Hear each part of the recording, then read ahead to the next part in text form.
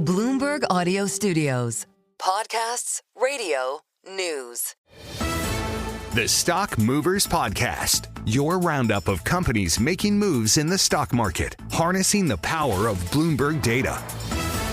Let's see where the action is under the hood. We do that with Isabel Lee, also asset reporter for Bloomberg News. She joins us here in our studio. Isabel, what are you looking at? I'm looking at Eli Lilly. So shares are edging lower by almost 5%. So Trump has long promised that his tariffs on pharmaceutical drugs will be coming soon, and it is coming soon. This is the latest signal that he really plans to press ahead with those sectoral tariffs, despite this really huge market fallout. I believe it's more than 10 trillion in the past 4 days. So Trump believes the tariffs will encourage pharma giants to produce more in the U.S., and he's confident that they will come back because the U.S. is the biggest market. But again, the lack of information makes any assessment really difficult. That's according to Bloomberg Intelligence, and implementation could take time. And also the generics, which are mostly made overseas, I mean, that may affect prices too. And if you're hard on money, you usually go to the generic. So Oh, yeah. Well, I go to the generics anyway. I mean, $1 drug is better than 300 for sure.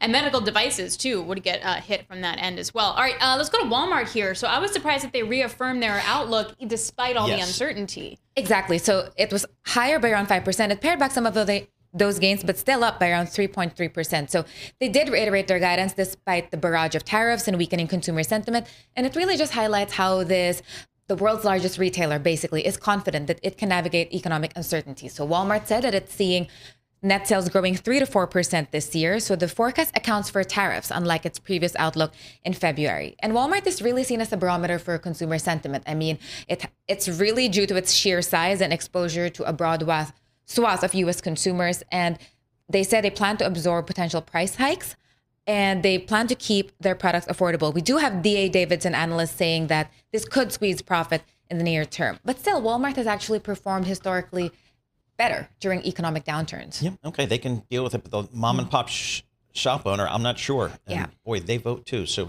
again, the politics is lost on me. What else you got? Ford. So Ford is edging lower. Now, actually, it's down by around 1%. We're seeing a lot more pressure there. We have Bernstein downgrading the stock to underperform from market perform with a price target of $7. Bernstein said that there's significant downside for the stock that's not priced in by the markets. I really feel like these automakers are just getting hit day by day. So the analyst, Daniel Rosca, says the tariffs impact Ford just as consumer sentiment wanes. So he says that this is really going to have more downside. But Ford still has 5 buys, 13 holds, and 8 sell rating.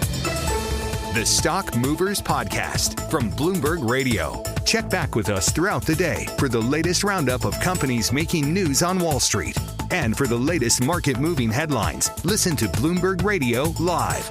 Catch us on YouTube, Bloomberg.com, and on Apple CarPlay and Android Auto with the Bloomberg Business app.